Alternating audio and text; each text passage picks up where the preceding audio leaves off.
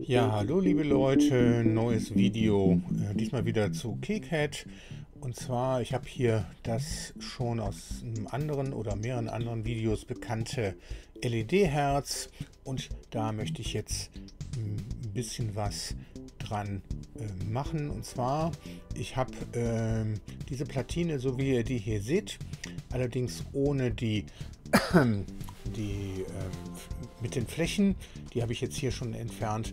Das habe ich bei PCBWay bestellt. Und was ich jetzt einmal hier noch zeigen möchte, ist, wie macht man einen Autoroute oder wie startet man einen Autorouter in KiCad.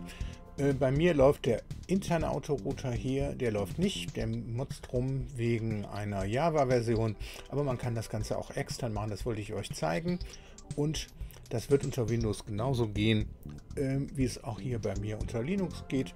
Und dann wollte ich euch zeigen mit dem PCBWay Plugin, wie man die Datei, die Platine dann bei PCBWay bestellen kann. Das habe ich auch schon gemacht. Ich habe die bestellt, die ist aber erst gestern bestellt worden. Also es dauert jetzt noch ein paar Wochen, bis die bei mir eintrifft. So, anfangen. Ich habe hier ja ein Layout, das möchte ich ja neu machen. Also geht man erstmal her, wenn man sowas hat und sagt, ich will jetzt neu routen, geht man her auf globales Entfernen, wählt einfach hier Leiterbahnen und Vias und OK. Und dann fragt er nach, wirklich, und dann sind die Leiterbahnen weg und ich habe wieder die einfachen Netze drin. So möchte ich das auch haben. Hier, das sind noch Fehler von vorhin. Wo die herkommen, das weiß ich nicht. Ich denke mal, die kommen von dem Import aus dem Router. So, dann hier der Fehler, der ist auch ganz klar, das können wir gleich mal reinschauen. Aber jetzt machen wir erstmal, wie wird das ganze Auto geroutet. Also, ihr geht auf eine Webseite, um den Router, den Autorouter zu laden. Und zwar, da sucht ihr einfach nach Free Routing und dann ruhig GIT. Und dann habt ihr hier GitHub Free Routing Advanced PCB Autorouter.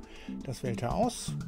Und da unten war schon eigentlich die richtige Stelle, und zwar die Releases. Deswegen gehen wir hier nochmal zurück. Und zwar, das ist die richtige Stelle, wo ihr die Dateien direkt runterladen könnt. Da habt ihr hier einmal für Linux die Version 1.7.0 und für Windows ebenfalls. Die könnt ihr einfach runterladen. MSI zur Installation, ZIP, da ist dann einfach die Datei drin für Linux, die man dann einfach aufrufen kann. Wenn man das entpackt, das können wir gerade mal hier schauen. Das habe ich im Downloads-Verzeichnis unter Free Routing. Hier ist die Version 1.7.0. Da gibt es dann Verzeichnis bin und da ist Free Routing drin und das muss man einfach nur aufrufen und dann hat man den Autorouter. Kann ich gleich hier starten. Ich habe es aber über eine Tastenkombination gemacht und das geht für mich natürlich viel schneller und deswegen machen wir das gleich auch so. So, hier brauchen wir erstmal nicht mehr rein, gleich erst wieder, wenn es um PCBWay geht. So, jetzt soll das hier autogeroutet werden, dann geht man erstmal her. Erstmal sehe ich hier, dass da noch ein Fehler drin ist. Der wird auch in der Platine sein, die ich an PCBWay geschickt habe. Vielleicht motzen die dann noch, sagen, willst du das so? Sag ich, komm, macht es so, oder ich sage, könnt ihr mir das verschieben ohne Aufpreis.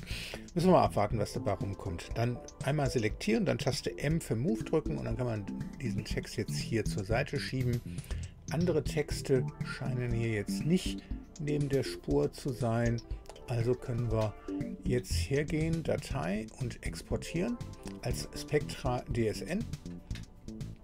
Dann gibt man dem Ganzen einen Namen. Ich nehme jetzt hier die Version 08 statt 07 und einmal speichern.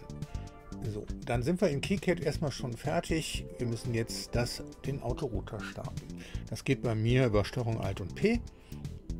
Und damit ihr überhaupt seht, was ich drücke, das könnt ihr euch auch so einrichten. Unter Linux ist das kein Problem, unter Windows, soweit ich weiß, auch nicht. Und auch Steuerung Alt ist bei Windows die Tastenkombination, die man für solche Autostart-Sachen nimmt. So, dann wird ein eigenes Design geöffnet. Da muss man jetzt in das KiCad-Verzeichnis gehen. Bei mir funktioniert das so, dass ich hier rüber gehe, so lange, bis ich hier KiCad sehe. Doppelklick. Dann haben wir hier Herz-6. Doppelklick, nochmal Herz 6. Und dann haben wir hier die Herz-6-008.dsn. Einfach wählen. Und die Parameter braucht man normalerweise überhaupt nicht anpassen. Man klickt einfach auf Autorouter und ab geht die Luzi.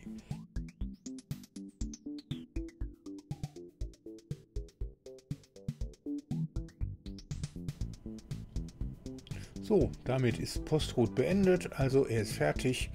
Die Datei oder das geroutete Ergebnis, das können wir jetzt hier einfach als Spectra Session Datei exportieren.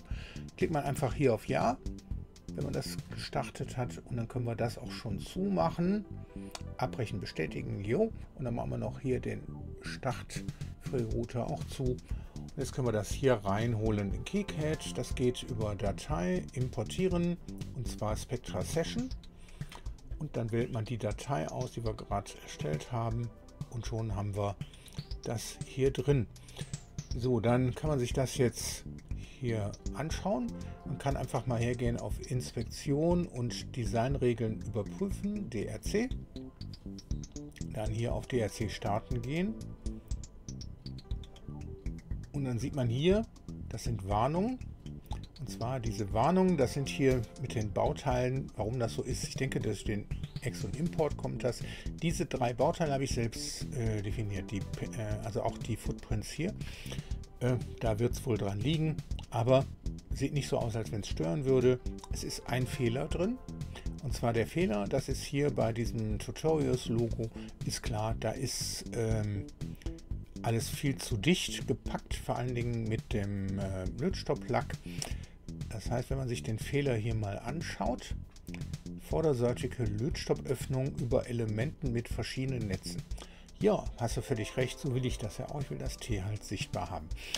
Okay, dann können wir hier schließen, und dann werden jetzt noch die Kupferflächen erzeugt. Und zwar, da geht man auf Hinzufügen und gefüllte Zone hinzufügen. Ich gehe hier schon mal in die Vergrößerung, dass wir den hier vernünftig auswählen können, den ersten Punkt. Hinzufügen und gefüllte Zone. Und dann klicken wir einmal hier hin. Da nee, das ist falsch, da wollte ich gar nicht starten. Da möchte ich starten. So, ich bin auf der falschen Ebene. Ich muss natürlich das auf Kupfer machen. Machen wir es erstmal vorne und nochmal hinzufügen. Gefüllte Zone hinzufügen.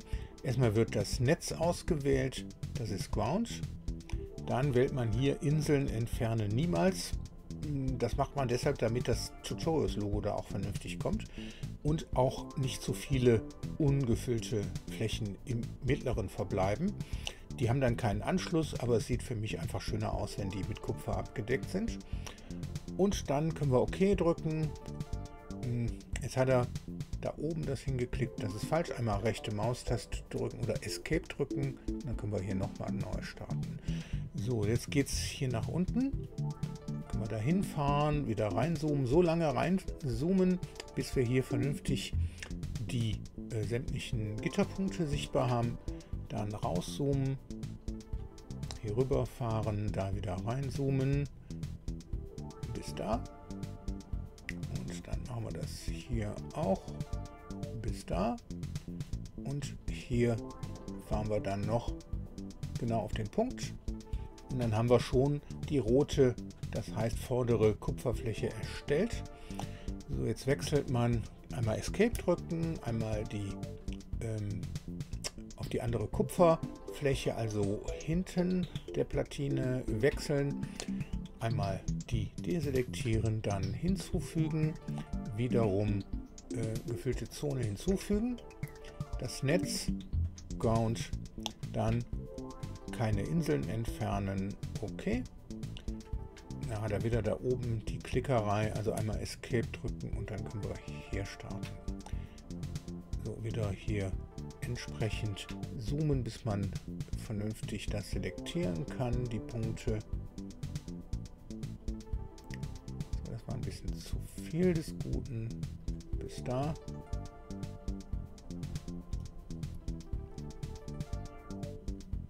Bis da. Und dann hier drüben.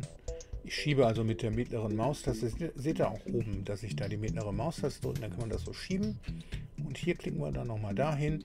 Und dann haben wir auch die blaue, also die hintere Kupferfläche definiert. Da ist jetzt aber immer noch nichts ausgefüllt. Wir machen einmal Escape. Und jetzt drücken wir einmal Taste B. Und dann werden die Kupferflächen gefüllt. Dann kann man sich jetzt anschauen, ob die richtig sind.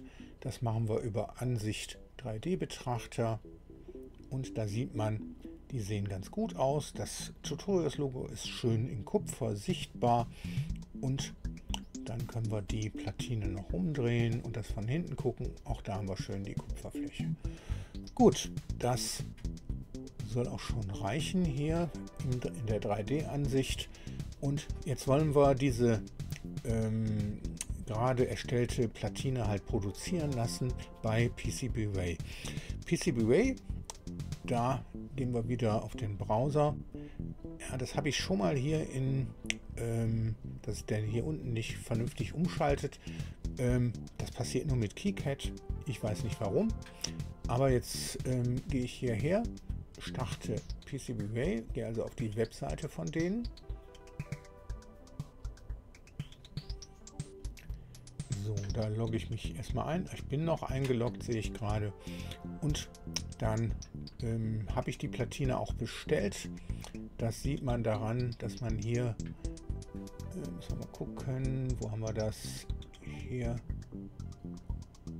My Order. Und dann seht ihr hier Production.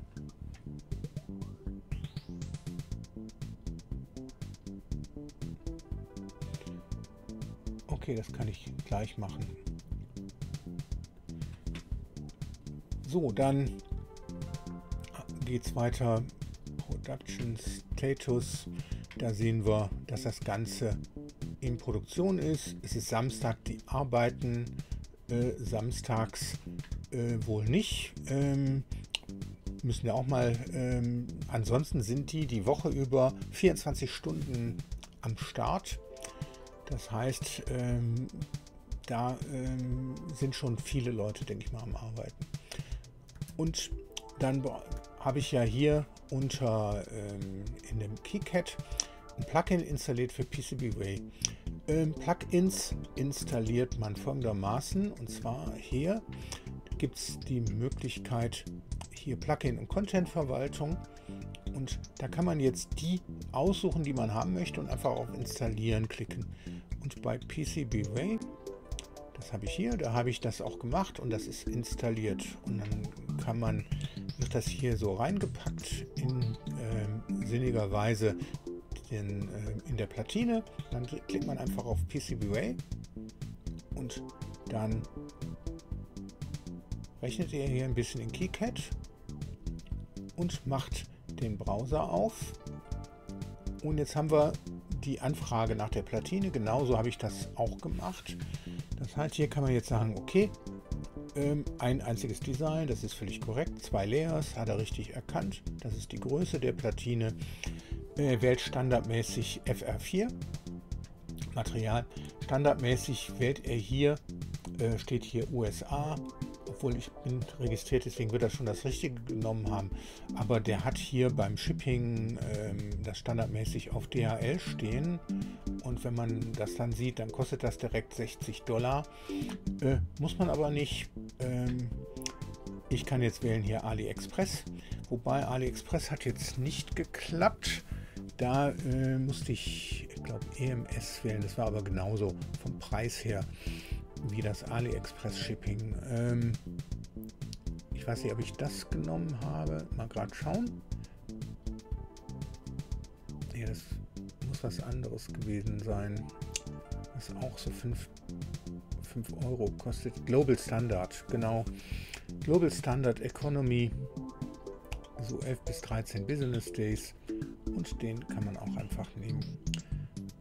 Wenn man dann die Platine bestellt, dann hat man erstmal bei der ersten Bestellung $5, die man als Gutschein verwenden kann. Muss man aber wirklich wählen, nicht einfach darauf hoffen, dass das geht. Nein, geht nicht automatisch, wählt man und dann hat man $5 eine Verringerung des Preises. Und das heißt, das sind dann hier nur noch $31,77 und da kommt aber noch die Umsatzsteuer drauf. Die würde ich auch raten, draufrechnen zu lassen, damit es hier beim Zoll keinen Zoff gibt. Und dann führt PCBWay für euch die Einfuhrumsatzsteuer ab und ihr habt keine Probleme hier mit dem Zoll. Und gleichzeitig gehen noch $2 für KiCad ab als Unterstützung für das Programm. Finde ich auch ausgesprochen fair und ist nicht zu teuer, beziehungsweise für das Geld kriegt ihr hier in Deutschland solche Platinen nicht. Und dann, ihr wartet allerdings auch darauf, aber ich bin mal gespannt, wie die Qualität wird. Wenn die Platine bestellt ist, also bestellt ist sie ja, wenn sie hier ist, dann mache ich ein weiteres Video, zeige dann, wie das Unboxing, wie die aussieht und das Löten. Es sind 5 Platinen, die ankommen, weil man muss 5 Stück bestellen. Die kosten auch diese $36,77 und dann eine davon werde ich löten und dann mit euch zusammen und dann machen wir auch die Programmierung zusammen. Dann haben wir wirklich die 34 Leuchtdioden da drin. Jetzt macht er hier wieder Zoff beim Wechseln. Das heißt, hier haben wir Diode 1 und hier ist die letzte Diode 84.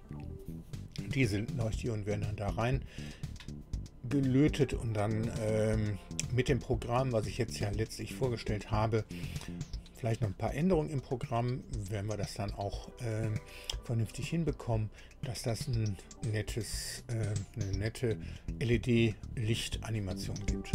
So, das war's zu diesem Video. Also, wenn euch solche Videos gefallen, so lasst auch gern ein Abonnement da. Das wollen wir mal gerade zeigen. So wird das Ganze gemacht. Und dann auch einen Klick auf die Glocke, dann werdet ihr über neue Videos von mir informiert. Und damit danke fürs Zuschauen und bis zum nächsten Video. Tschüss!